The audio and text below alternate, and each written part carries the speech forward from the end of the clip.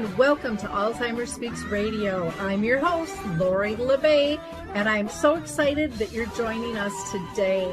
We are going to have a fascinating conversation as usual as we learn from people all around the world at all ages and stages of life. Stay tuned as we shift our dementia care from crisis to comfort. Here we go. What you think about, you will bring about dementia change. We will. Well, hi, everyone, and welcome back to Alzheimer Speaks Radio. I am your host, Lori La Bey, and I'm thrilled you can join us today. We're going to be having a really interesting conversation about caregiving tips because, giving care doesn't come naturally to all of us, and dementia is a very specific illness compared to many, and sometimes needs a different approach than what we're used to with some of the other diseases and stuff that we work with. So, but before I introduce you to our guest, I always like to just do a little bit of housekeeping. So again, welcome. For those of you that are new, Alzheimer Speaks is about sound information, not just sound bites. We were the original broadcast specific to dementia and caregiving when we first started out, and it's nice to see that there are others in the field at this point as well. So please check out other podcasts that are out there. I also want to say thank you to the Mark Arneson Band because they allow us to use their song Clarion Call for our opening music. And, think about as you're listening to this show, should you be our next guest? We talk to everybody all around the world. So people living with dementia, family care partners, business professionals in all different modes, authors, movie directors, researchers, songwriters. Just reach out to me at radio@alzheimerspeaks.com. And also, please go check out our main website, alzheimerspeaks.com. There you will find a page which is just full of free educational resources, and there's a ton of things on there. If you're looking for a speaker or someone to host an event, you can go to our programs and services. If you're looking for help with your branding and marketing, you can go to that section. And you can also check out our book that's going to be coming out pretty quick here, Betty the Bald Chicken, Lessons in How We Care. And I'm really excited about that. That's only been in the works about over 10 years now. It's been a signature story of mine when I speak, and people have asked me to get that in book form. So it's a children's book, but I think the kids are going to teach us a lot of great, great lessons. So let me go ahead and introduce our guest today. We are going to be talking with Courtney Nalty, and she is the founder of Generational Support, LLC. She's a caregiver consultant, and she has a resource guide that she has founded in 2020.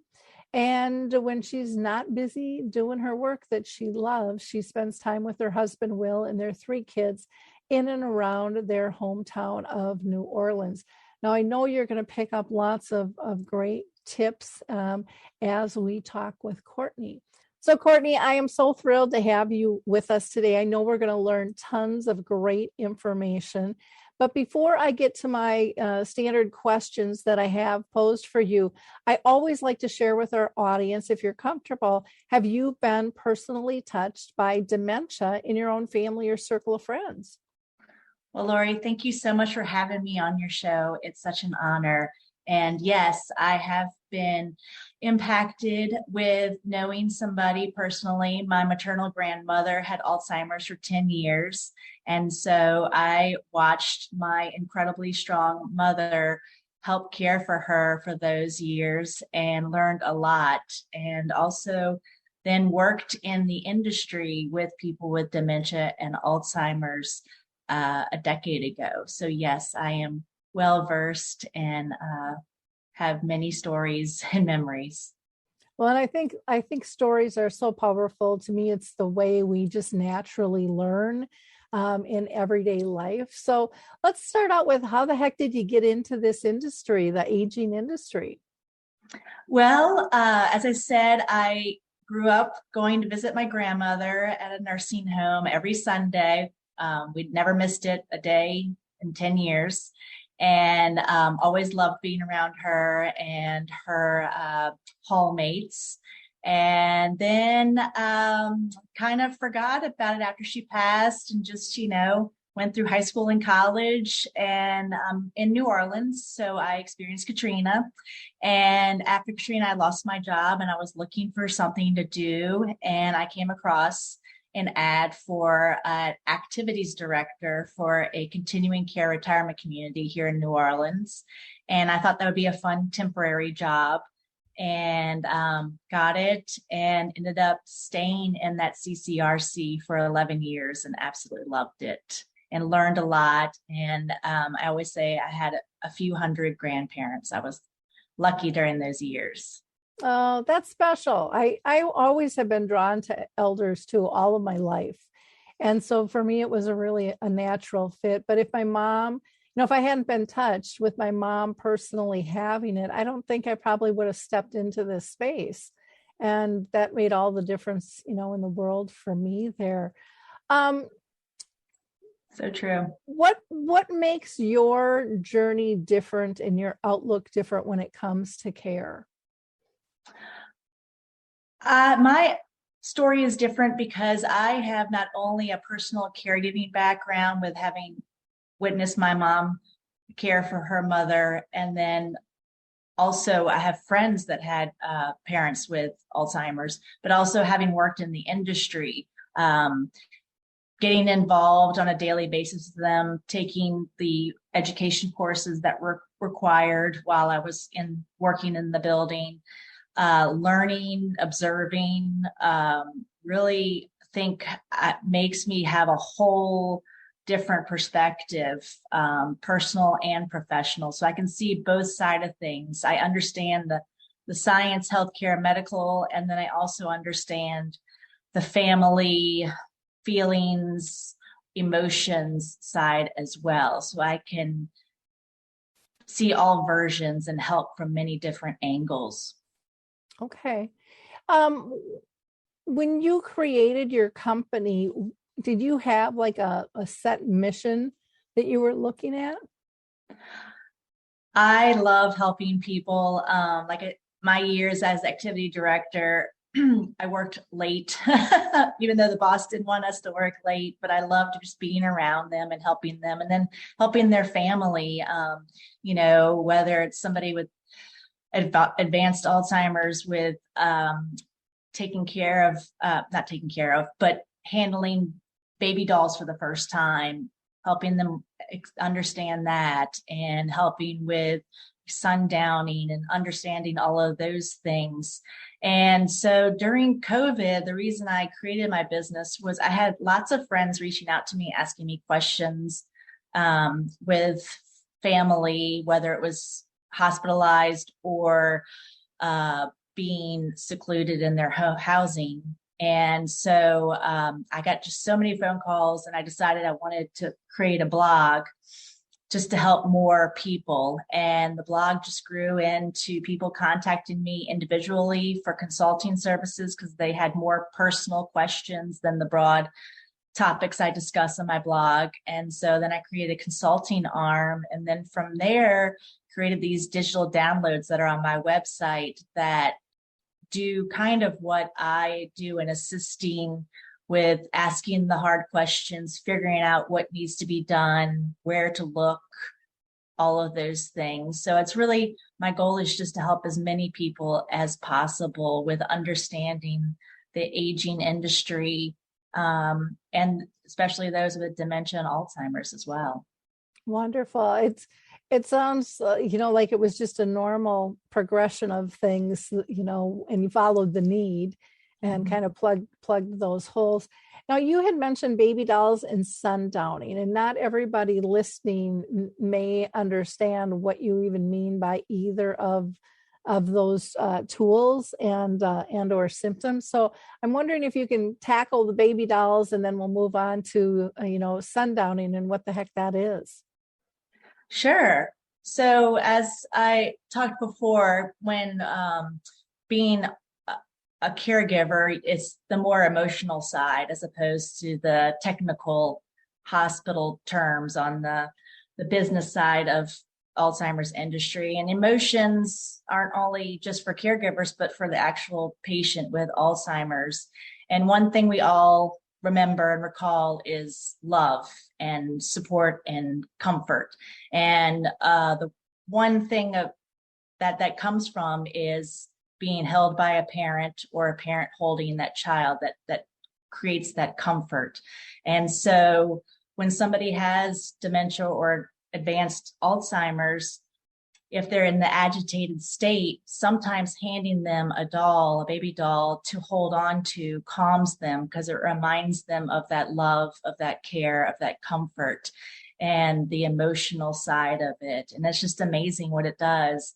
It seems strange to so many people when they see it for their first time, seeing an older person holding a baby doll, but understanding the why is so important for everybody. And so thank you for asking for that question, because that was the thing that we would explain to family members when they would notice for the first time their loved one holding a doll, is that it's the emotional, it helps calm them, it helps them feel safe, secure, loved. And that's why dolls are presented. And it's a wonderful tool if you know of somebody living at home to maybe see if that could possibly work. Put a doll out on a bed or on a sofa and just see how they act and interact with it. Yeah, and they have them. They're so lifelike now, and they're so soft. And it's just absolutely amazing. I had a friend over in Australia, Colin, and they did a whole study on dolls. And a lot of the families, there was pushback at first. That's childish and blah blah blah. And then families saw them interacting with these baby dolls and how protective they were. And one of the things that surprised them a little bit in the study was it didn't make any difference if it was a male or a female. They both felt the difference, and they were very protective over the dolls. So if somebody's coffee was too close, they pushed that back. And it was pretty interesting, the study that they did, and the joy that you could see that it brought the residents, and just the fun and the calmness. And I think a lot of times, people will say, well, I have to go get the kids. I have to go get the kids, or they're back in time, and people don't understand how important that is. But we all want to be loved, and we're all capable, no matter, what's happened to us, of giving love as well. And I think that's wonderful. What about sundowning? Can you kind of describe that and what people can do when that hits? So sundowning is another, I don't know if it would be described as emotional because I'm not a physician. So, but it is a term that's used when towards the end of day, when the sun is beginning to set. A lot of people with dementia and Alzheimer's dementia become extremely agitated. It has to do with our internal clock, the way that our body reacts to the sun coming up in the morning to midday to evening, how our body fluctuates with time and lighting. And so when the end of day lighting gets darker, for some reason, it also agitates somebody with dementia, and therefore they become more aggressive, more upset, those kinds of things. So that's when turning on light music, putting up the lights a little bit more, having baby dolls around, holding somebody's hand and just sitting next to them, giving them that personal touch at end of day really makes a huge difference and comforts them. It all just goes back to being comforted and loved and feeling safe. And, it's very hard for us to understand what's going on in the brain of somebody else that's experiencing this. But as you said, with all the studies and stuff, the feelings and emotions of comfort and love really just win over every time. Mm-hmm. Well, and I think, some people go, it's almost like being hankering, where you're hungry and you're a little edgy, because you're hungry. Some people can get really agitated. Some people can get downright aggressive. And some people will just follow somebody around and just be, on their tippy toes. And if they stop, they're going to just walk right into them. So I think it comes in a lot of different formats, but it is about feeling, I think, out of place, and for some, maybe they're thinking, okay, I have to leave and I have to go home. It's that shift change, in history. I mean, there could be so many different realms to trigger that. And absolutely. I think it's really important. One of the things I know that I tell my people because I get a lot of people complaining that, they just follow me all the time, and especially around that sundowning time, they see it. And I try to explain to it that they have become really their security blanket. You're their safe person, and so they want to get as close to you as possible. And when you can shift your mindset that they're not doing this to irritate me, not doing this to, push my buttons, but because they're kind of scared and uncomfortable and they can't verbalize it and realize, I mean, how lucky can you be to give somebody that kind of comfort and safety? I mean, that's not something that happens all the time. That's really a huge, huge gift, I think. And I know for me, that made me as a care partner calm down and be more accepting. And then I was able to redirect a little bit easier without feeling frustrated and panicky on my own part. And I think that can be kind of a tricky thing, especially for families. But I think staff run into it too, where they're like, how do we deal with this? And what do we do? But you gave some great examples in terms of redirection, with the baby dolls and music and, could be going for a little walk. I mean, there's just tons. It's kind of endless what somebody can do to leverage that redirection. Well, let's talk about the 2 digital, download books that you have developed. Let's do one at a time. So one is the Caregiver Tool, and the other is the Hospital Discharge Handbook. So which would you like to start with? We could start with the Caregiver Tool Box. Okay. So Why did you create that, and what can people expect to find in that?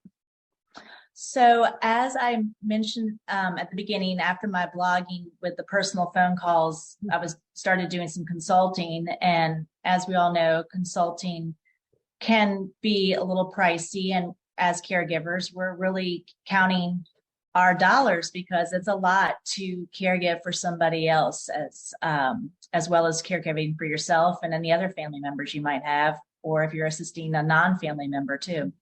And my thoughts were, how can I make it so that somebody else can tap into my knowledge and all the things that I assist with as a consultant in a less expensive way, and that's easy for them to get right away. So I created this book of all the things that I go over when I sit down with somebody consulting and discuss with, whether it's about attorneys, power of attorney, financial questions, healthcare questions, medication, housing, transportation, house safety. I go through all of this. So I put all of that in this handbook that you can purchase on a website. That way you can go through slowly and fill out all the information and have it in one spot.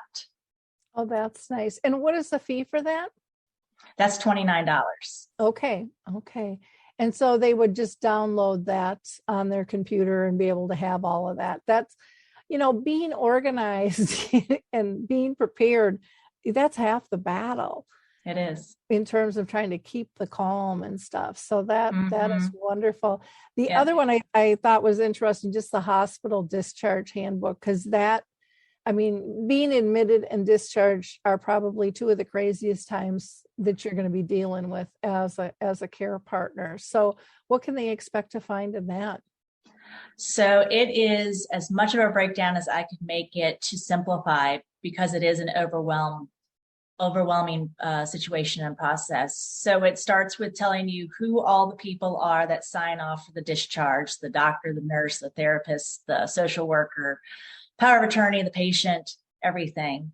And it goes through what questions you should ask upon admittance, questions to ask during, and then questions to ask prior to discharge, along with who to follow up with, how to follow up, questions about medications, about where to be discharged to, whether it's at home or if somebody can't go home, where should they go? How should they find somewhere? It helps you with everything because it is so overwhelming.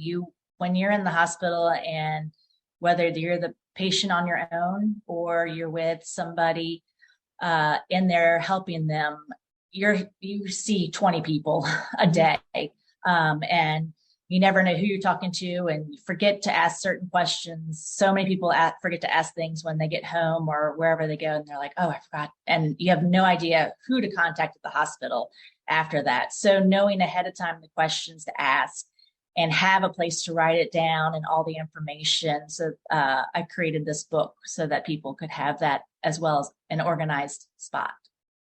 So bring that to the hospital with you. So yes. You've got everything in one spot.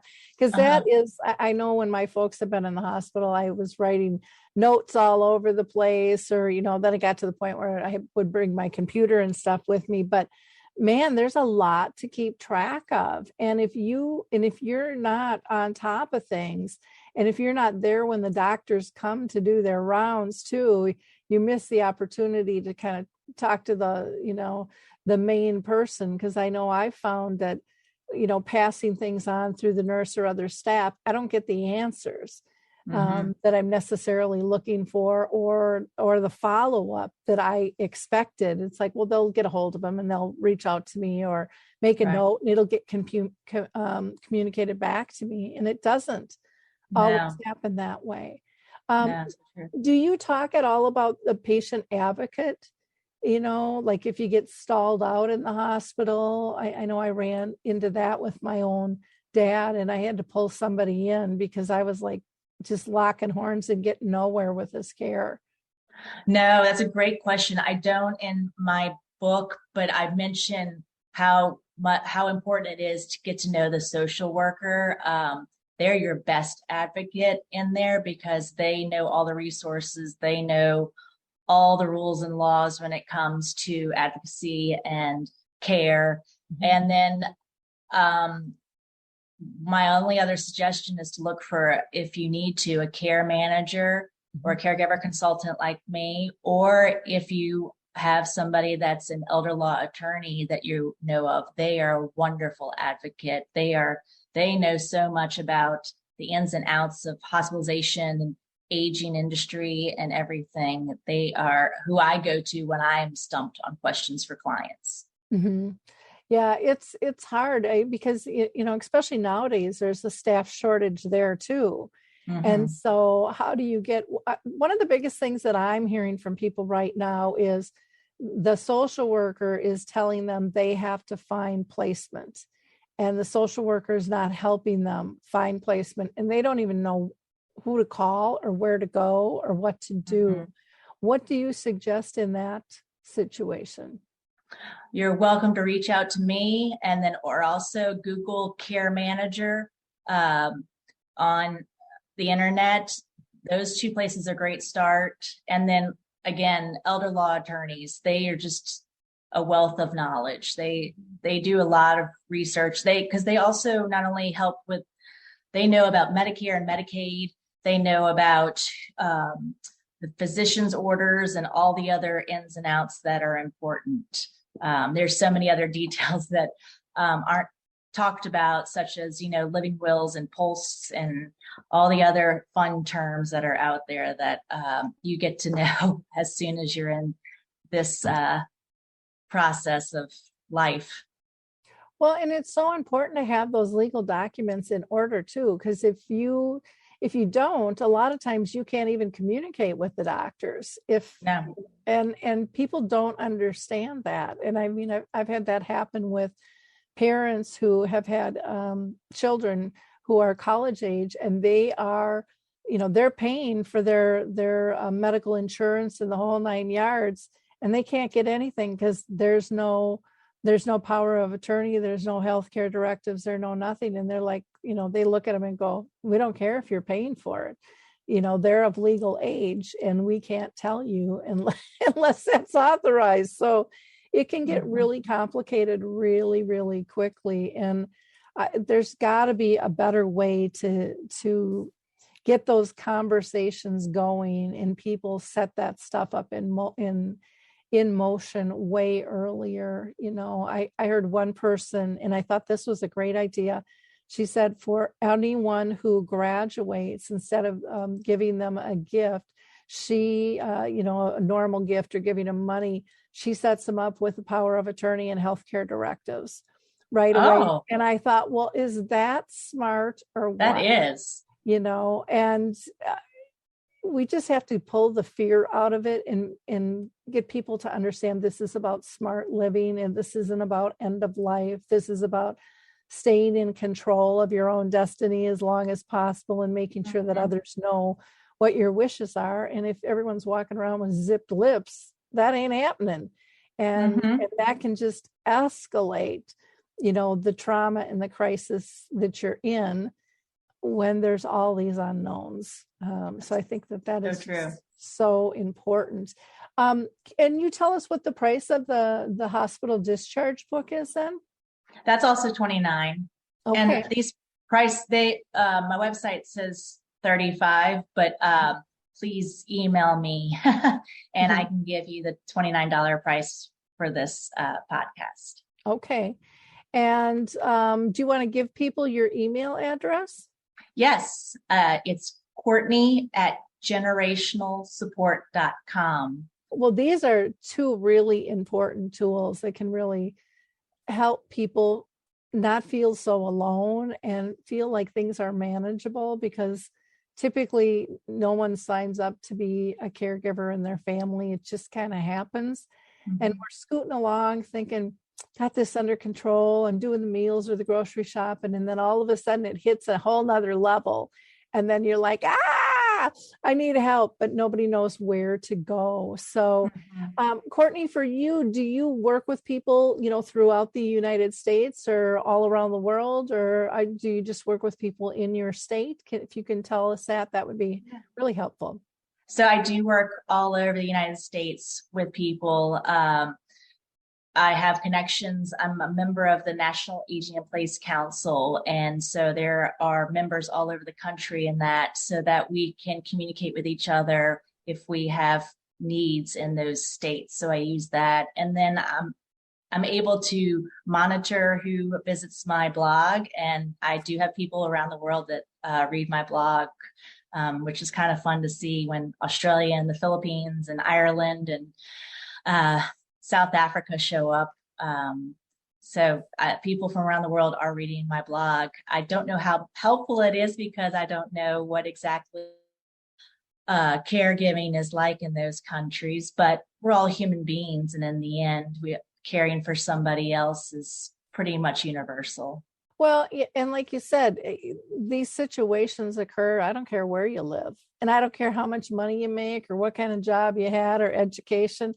This stuff just happens, and we have to get resources out to people just to calm them down. It seems like there's less and less structured support for people to go to, and more seems to be falling on the families.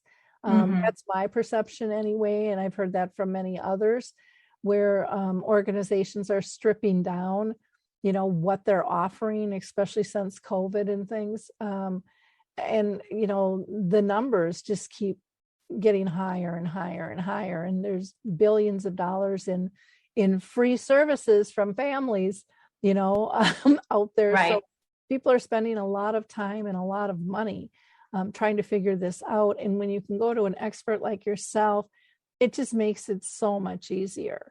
But again, you have to know that people like Courtney are out there and available to help you. And, when it comes to your consulting, are you comfortable talking about what you charge for that? And do you have packages at all? So I charge $150 an hour. And then I have recently created, and it's just started a membership program for $25 a month, where you will actually get all of my digital resources that I've created, and I've created some just for the membership program. And I also have monthly professionals come and speak via live webinar to discuss different topics. I've had an elder law attorney, I'm having a Medicare person, and then I'm having also a financial person coming up soon, as well as funeral planning people and so on that come and speak. And then also we have a virtual support group. So once a month, all of the members can get together and just be able to talk about what they're dealing with, tell funny stories, tell not so funny stories, help each other out. Because you never know, one person's having a problem with something, another person might have had the same problem and found a solution that they can share with each other. So there's all kinds of things in this membership platform that I've created. And so with the support group, is it pretty much anyone who is caring for somebody? It could be cancer, it could be dementia, it could be all kinds of different things. Is that correct? Yes. And I actually have some professionals that are members. I have a social worker that's a member and a financial advisor that's a member, that are in there just to gain the ability to understand and help their clients as well. So it's a nice little, they can also help those in the support group with some of their own ideas. So it's a nice, helpful, true support group. Oh, that's nice. And, sometimes I think people are leery if the group is too wide and too broad, but there are so many overlaps when you care. Mm-hmm. Time management and different skill sets and different little tips and tricks that work across the board. And I think people need to understand that more, that we are much more alike than we are different. And granted, even if you're, with a bunch of people, let's say, that have cancer or quadriplegic, or it could be a zillion different things, stroke, and then you've got dementia, when you care, what's good for one is really kind of good for all. Because I think a lot of it is our mental state, and keeping us calm. Mm-hmm. And so we're not crazy, because I think a lot of us feel like we're going insane with, right, just a pressure cooker. And everybody can kind of relate to those things that trigger us, or that keep us up from not getting sleep, or, gosh, I don't get to see my friends at all anymore. Those are all common threads that so many people feel, or, we can't afford all of this. Where do we go? Right. And like you said, the legal issues and stuff, so much of that overlaps. And I think it's also a great way for people to learn about things that they didn't know before, because none of us know when any of this stuff is going to hit. No. And it's really critically important. Because you also have, you never know if you have a spouse or a sibling that you'll be taking care of that has a different diagnosis. There's so many. My oldest son has Down syndrome, and I know that I'll be caring for him for a long time. And then his siblings, when I'm no longer available or able to, I know his siblings will be stepping in to help. So things like that, parents that are caring for young adults also are part of the group. So that's nice, because we all need support. We all need to feel like we're understood and accepted, and to have that space where you can kind of release emotions, the good, the bad, and the ugly, so that you don't turn into a pressure cooker and just pop very, very important stuff. To you, what's the most important thing that most people need to know about caring for an older adult? That's a good question. Most important thing, that not everybody has the exact answer. Sometimes trial and error are going to happen, and it's going to be okay. It may feel like forever, but it'll get figured out if you tap into the resources that are out there. It's just a matter of finding them. And luckily, Lori here has numerous resources on her site and podcasts that I believe can help so many. And so sticking with listening to her podcast and researching, you can find the people that are willing to help. And, never stop asking why. I always say that, keep asking the doctors why are you giving this medication? Or why are you suggesting this therapist? Why? Understanding and having the knowledge is key. It'll make the stress feel less. My young kids were in the car the other day asking me how I know to use the blinker on the car. And I was like, well, I had to go to take the driving class to learn what to do with the steering wheel and the blinker. And they were just amazed. And that made me think, same thing with caregiving. We all just have to learn all the different tools of the dashboard and figure it out. And the only way to do that is just keep asking why. Yeah, that is I think the most powerful question that we can ask, because why gives us an understanding, and also realizing, I think, that what works today might not work tomorrow, because, all of our personalities change. So as a care partner, we might not be in the same mood. The person we're caring for might not be in the same mood. The environment could change. Other people and other things could have transpired that people are worried about or have on their mind. All that stuff comes into play big time. Noticing, I think, sensory things too, is there music playing? Is there a good scent in the room? Those things can all really adjust how someone reacts to what it is we want. And and that's really, really important, slowing down and being in their space, being relaxed, I think was probably one of the biggest things that I learned. And I don't know about you, but was okay, when they're happy, you can be happy. You don't have to keep chugging along at 100 miles an hour and not taking a breath, because all you're looking to someone else, even though you don't think you are, is anxious and overwhelmed. And people read that, and then the people we're caring for feel guilty that, oh my gosh, she's really struggling, or he's really struggling with this, or I'm a burden. And you don't want your person to feel like they're a burden. And then we have the guilt when we realize that does happen, and then the cycle just kind of keeps, never ending. Yeah. So there's just so much for us to learn about this whole process. The other thing you had mentioned was, that it might not be perfect. It might not turn out exactly how you want, and building that toolkit, because we just never know what's going to work. And I think teaching ourselves as care partners not to carry that weight of the guilt around. And I think I hear that from so many people. It's just I feel really bad that happened, or I snapped. And, if you keep carrying that around, you're not giving yourself a chance to do something different in the next moment. How about, do you deal with, because this is a question I hear all the time, I can't get my siblings to help, or they just don't get it, or they're across town, or they're many states away, and they have all this advice, but they don't really know what's happening.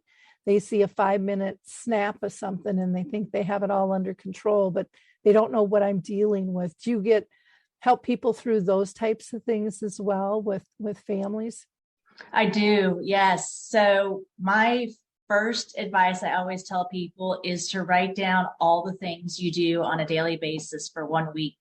Write it every day, what you did for the person you're caring for, whether it's paying the bills, distributing medication, picking up medication, going to the doctor's office, dressing them, doing their laundry. Write it all down. And first, you'll be amazed at all the things that your superpowers have done. And then sharing it with them through a nice little letter, whether it's handwritten or via email, and just stating, wanted you to know this is what I do on a regular basis, and it's sometimes it's really tough, and any little extra help would be great. Could I ask you to be in charge from now on of taking care of the bills? Just passing one little thing off so they can see your list of things makes a huge difference. When somebody sees more what's being done, then they appreciate it and understand where you come from. Just when you're in the heated moment, talking to people and telling them, well, I did this and this and this and this, of course, they're going to react heated as well. Whereas if you sit down and write this and write a thoughtful letter, really makes a big difference. Well, in those categories of different ways they can help, from if it's ordering groceries or, coming over to unbag them or make a meal or give me 2 hours for a break so I can go do whatever it is I have to do. Cutting the grass, grabbing the mail, and just calling and checking in with them. There's so many different levels of ways that people can help. And I think primary care partners feel guilty at first asking. Mm-hmm. And because they're like, it starts out, again, usually kind of really subtly, got this under control. And then all of a sudden it's not. And then you feel like you're abandoned, like, well, no one's doing anything. Well, but we're not looking at ourselves going, well, we did have it handled. And they expect it to continue because they don't know it's changed. Because a lot of times they think we don't always communicate the changes because we're trying to maybe protect somebody's dignity, or right. We're trying to be, Superman or Superwoman. And we don't even know that we're playing those roles until you talk to an outside third party that can see it so differently. And I think that can be really eye-opening to a lot of care partners in terms of, wow, I didn't look at it like that at all. In wrapping up, is there anything that we haven't touched on, that we should tell our audience about what you do at Generational Support? No, but I always tell everybody the fact that either you are watching this podcast or you've reached out to me or you've done anything, you are already in the right direction. You're doing great and it's going to be okay. That's what I always love to tell clients, because nobody tells them that, especially those they're caring for. If they have Alzheimer's and dementia, they're not able to express that. But I guarantee you, they're grateful and you're doing it right. You're going to be okay. Those encouraging words are so important. And sometimes I don't think we realize how much we miss hearing something like that because we're so busy being busy. And I think so many care partners never let anything go. This was just another add-on to their everyday life. Right. And pretty much anybody you talk to that isn't even a care partner will say there's just not enough time in the day, and then you add this whole nother role on top of it and it gets tough. It gets really tough. Do you refer people to like technology to use to just even family communications? I know can get complicated because a lot of times people will lean on, well, I'll just call them. And then all of a sudden you're calling 45 people or the message gets changed, kind of through the telephone calls and things like that. Do you use any technology or recommend any technology? Yeah, so I do recommend actually the new Amazon Alexa, and I'm drawing a blank right now, family care plan. I forget what it's, can't believe I'm drawing a blank on the name of it. Sorry. But they have a wonderful plan because it's all documented and in text form. And I'll think of the name in a little bit. And then there are so many pieces of technology and apps out there nowadays that just run the gamut and there are constantly new ones coming out. So I'm always researching. At the moment, there's one called Care Trainer, CareTrainer. That is a good tool for caregivers to talk amongst themselves and also helps with if you have home care, or even if somebody's in an assisted living or nursing home, that app can be used. There's also so many different robots out there that are amazing. The LEQ and what's the other one called? Caught me off guard on the technology. Okay. Well, there is, on So Dementia many. Map, we have some of the technology listed there too, but there's just a ton of it, from monitoring to communications to entertainment. It's endless. So don't forget to tap into that too. But like I said, I love the digital books that you have, because you need something in one place. And I know for me, and I'm older, I'm 63, but having it just kind of printed out and right in front of me, it just kind of calms me down. It's like, I don't have to worry about my computer crashing or somebody getting the information that shouldn't have it, or any of those types of things. And I know I didn't have that when I was dealing with both of my parents, but I would bring a 3-ring binder, and I was like a notes master, Mm-hmm. And I think it gives you a calmness knowing that you've captured those moments too, that you don't have to keep everything in here, because you get overloaded. And knowing where you can find them versus like sticky pads all over the place, that can drive people crazy. Journaling also at night, excuse me for interrupting you, but journaling at night is really great and beneficial, because you write down, you can write down what worked today. Mom ate fruit today because I had it in a pretty rainbow on the plate, or whatever it may be. So you can remember that for the future if you can't get her to eat it again in a couple of months, or just say, I have to remember to call this doctor. And so that also will help you sleep at night. When you write all your thoughts in your head that's jumbling through, just writing it all down and journaling at night really will make a difference. And our sleep is important when we're caring for somebody, because that also will make us grumpy if we're not well rested. Yeah. I like to remind people when they are journaling to always wrap up with what good thing happened that day, because we don't train ourselves to look for good things.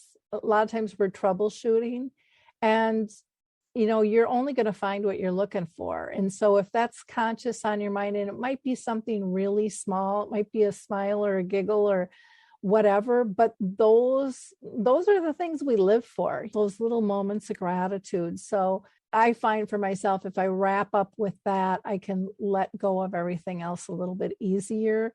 And I'm not worried about my list, that is there. Well, Courtney, this has just been a wonderful conversation. You have gifted us with so many great tips and information and resources. I want to make sure people know how to get a hold of you. So again, they can go to your website, generationalsupport.com. That's generationalsupport.com. They can email you at Courtney@generationalsupport.com. And I would imagine you have a contact tab on your website too. Is that correct? Do. Yes. Okay. And then if you're a Facebook user, go to Gen Support, GEN Support. LinkedIn, she has a group, Generational-Support. And then on Pinterest, she is Courtney Nalty. And on Instagram, it's Gen Support. So reach out to her. Please like, click, and share this. Again, I think some really great, valuable information that so many people can use, not just people who are dealing with dementia, but any caring issue at hand where you're looking for some guidance and support. So thank you so much, Lori. And thank you for creating this wonderful business that you have. Our generation now is so lucky to have it. So thank you. Oh, thank you. Well, it wouldn't be anything, without the support of everyone who comes onto the show. That's the whole point of raising everyone's voice, trying to give equal access. It's hard to find, services, products, and tools when you don't even know what to look for. And so many times you leave the doctor's office with nothing. And so you're still lost. And then you're kind of relying on your friends. And again, that's why it's so important to share this information with your friends and colleagues, both those that are family oriented and businesses can tap into Courtney and her wonderful services. So thank you again. So again, in wrapping up, please go to alzheimerspeaks.com. There you'll be able to access all of our free resources. And again, if you're looking for a speaker or a trainer, we can help you out with that, or branding and marketing information. And again, you can always pick up our book, Betty the Bald Chicken, Lessons in How to Care. Doing pre-sales right now, but that will be on the shelves soon. And we are very excited to get that children's book out. Until next time, have a wonderful week, everyone. Bye-bye.